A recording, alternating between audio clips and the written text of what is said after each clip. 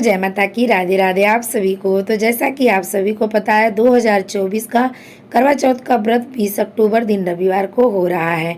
तो करवा चौथ के व्रत में कई लोगों को कई सारे कन्फ्यूजन रहते हैं, उसी का मैं वीडियो आज बनाई हूँ। जैसे कि पीरियड में कैसे पूजा करें, गर्भवती है तो क्या करें, और चंद्रदेव अगर बादल में छुपे नहीं दिख रहे हैं तो क्या करें, या फिर नई नई शादी हुई है तो किस तरीके से किन बातों का ध्यान दें अगर पहली बार करवा चौथ व्रत रख रहे हैं। तो ये सभी के ऊपर मैं वीडियो आप सबको डिटेल में बताने वाली हूँ। तो आप सबसे रिक्वेस्ट है कि वीडियो को पूरा देखें। जो भी मैं इसमें बताऊंगी अच्छे पंडित से जानकारी के बाद ही बता रही हूँ, ऐसे मैं कुछ भी अपने मन से नहीं बता रही हूँ। चौथ का व्रत रखा है और आपका पीरियड आ गया है तो सबसे पहले आपको साफ सफाई का विशेष ध्यान रखना चाहिए। जैसे कि आप सर धुल के अच्छे से नहा ले।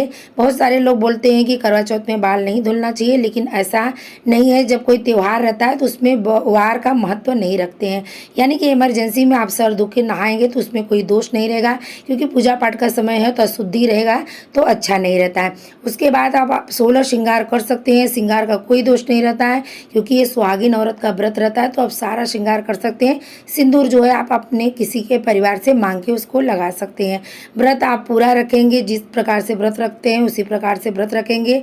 आपकी कोई परिवार में देवरानी जेठानी है, उनसे आप अपनी पूजा की थाली चढ़वा के आप दूर बैठ के ना उनको छुएंगे ना पूजा के सामान छुएंगे, मानसिक पूजा कर सकते हैं। तो इस तरीके से जैसे कि वो जो जब जब चढ़ा रही हैं तो उस तरीके से आप भी भाव रख के मानसिक पूजा कर सकते हैं। अगर आपके घर में आपका कोई परिवार में सदस्य नहीं है, आपके हस्बैंड हैं, तो आप घर में जो पूजा होता है उसको मत करिए। चंद्रदेव को अर्घ अपने पति से दिला दीजिए, फिर उसके बाद चंद्रमा का आप जो दर्शन है वो चलने से करके अपने पति की पूजा पूरी तरह से उनको टच करके कर सकते हैं, इसमें कोई दोष नहीं होता है। तो इस तरह से आप पीरियड में हैं तो व्रत की पूजा विधि आप कर सकते हैं। दूसरा कि अगर आप गर्भवती हैं तो किस तरीके से व्रत रखें। अगर आप गर्भवती हैं तो आपके यहाँ सरगी खाने का रिवाज है या नहीं है, तो भी आप सूर्योदय के 2 घंटा पहले सरगी खा लें। सरगी में ज़्यादातर लिक्विड चीज़ें ले लें, जैसे कि जूस हो गया, नारियल पानी हो गया, छाछ हो गया। ये सब चीज़ें अगर आप अच्छे से पेट भर के ले लेंगे तो आपको पूरा दिन मतलब एनर्जी रहेगा और बच्चे को कुछ पेट में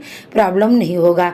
अगर आप बहुत ज़्यादा सेहत से बीमार रहते हैं तो अगर आप बिल्कुल नहीं रख सकते हैं तो आप उसमें जूस वगैरह भी दिन में लेके इस व्रत को रख सकते हैं। इसमें कोई दोष वाली बात नहीं है, क्योंकि आप गर्भ से हैं। अगर आपके गर्भ का बच्चा तड़पेगा, आपका तबीयत ज़्यादा खराब होएगा, ऐसे टाइम पे भी भगवान इस पूजा को मंजूर नहीं करेंगे। तो वो सब जानते हैं, आपको कोई दोष नहीं लगने वाला है, तो आप जूस वगैरह लेके भी इस व्रत को रख सकते हैं। अगर ये भी नहीं कर सकते हैं, अगर आप व्रत छोड़ना चाहते हैं, बहुत ज़्यादा बीमार है, दवाइयाँ चल रही हैं, तो ऐसे टाइम पे निसंकोच आप व्रत को छोड़ सकते हैं। ध्यान दें कि लहसुन कांदा ये सब चीज़ें ना खाएं। अगले साल आप फिर से व्रत को उठा सकते हैं, इसमें कोई दोष नहीं लगता है। जब आपका अच्छे से डिलीवरी हो जाएगा तो आप व्रत को फिर से चालू करें। अगर आप बिना मतलब का छोटी छोटी बात पे व्रत को छोड़ते हैं फिर उठाते हैं, ऐसे टाइम पे दोष लगता है। लेकिन आपने ऐसी परिस्थिति में अगर व्रत को छोड़ के वापस उठाया तो कोई दोष नहीं लगता है। तो अगर आप गर्भवती है तो इस तरीके से रख सकते हैं। कि इस टाइम पे मौसम सही नहीं चल रहा है, अगर चंद्रदेव निकले हैं और बादल में छुपे हैं तो किस तरीके से हम अर्घ दे के व्रत को खोलें।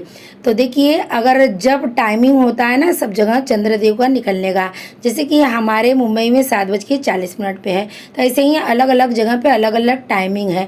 तो आप एक अंदाज़ा लगा लीजिए कि 9:30 बजे के 9 बजे के 10 बजे के लगभग चंद्रमा सब जगह निकल जाते हैं। तो उसी प्रकार से आप एक टाइमिंग लगा लीजिए। उसके बाद आप जो भगवान शंकर का जटा वाला जो फोटो रहता है, उनके जटा में जो चंद्रमा है वो चंद्रमा का फोटो आप लगा के और उनका ही अर्घ दे विधि विधान से, जैसे चंद्रमा को देते हैं अर्घ दे के परिक्रमा करके आप अपने पति की पूजा करके व्रत को खोल सकते हैं। या फिर अगर आपके पास वो फोटो भी नहीं है तो एक थाली ले लीजिए, थाली में चंद्रमा के आकार में शहद का पानी ले लीजिए, नहीं तो शक्कर का पानी लेके ऐसे पहले गीला करके चंद्रमा बना दीजिए। फिर उसके बाद उसके ऊपर ना चावल से चंद्रमा बना लीजिए, यानी कि चावल डाल के ऐसे हिला के गिरा देंगे तो चंद्रमा जहाँ तक आप पानी से शक्कर का बना रहेंगे वहाँ पे चांद के जैसा बन जाएगा। उस थाली को विधि से खड़ा कर दीजिए और अच्छे से जैसे विधि विधान से अर्घ देते हैं उसी से चंद्रदेव को अर्घ दे देंगे तो आपका पूर्ण अर्घ की प्राप्ति हो जाएगी। इस तरीके से भी आप अर्घ दे के अपने व्रत को खोल सकते हैं। आप पहली बार करवा चौथ का व्रत रख रहे हैं, नई शादी हुई है तो उस टाइम पे आप अपने शादी का जोड़ा ज़रूर पहने, यानी कि जो भी आपके शादी का लहंगा है, साड़ी है, उसे पहन के ही पहला करवा चौथ का व्रत करें। अगर वो नहीं पहन सकते हैं तो जो शादी के टाइम पिछौरी ओढ़ते हैं, जिसको दुपट्टा भी बोलते हैं, पिछौरी भी, उसको आप ओढ़ के ही पूजा करें। और सिंदूरा जो आपका शादी का है वही लेके पूजा करें। और सभी को मैं बोलूँगी कि अर्घ देने के टाइम जो चंद्रदेव को अर्घ देंगे उसमें कच्चा दूध डाल के अर्घ दें, ये बहुत ही फलदायी है। अगर आपको कच्चा दूध नहीं मिल रहा है तो उसमें थोड़ा सा अक्षत जरूर डालें। इस तरीके से आप अपने करवा चौथ के व्रत को पूर्ण कर सकते हैं।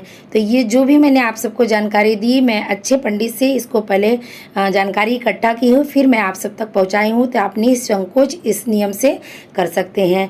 तो आप सभी को करवा चौथ की ढेर सारी शुभकामनाएं। अगर वीडियो थोड़ा सा भी पसंद आया है तो एक लाइक ज़रूर करें। जय माता की, राधे राधे आप सभी को।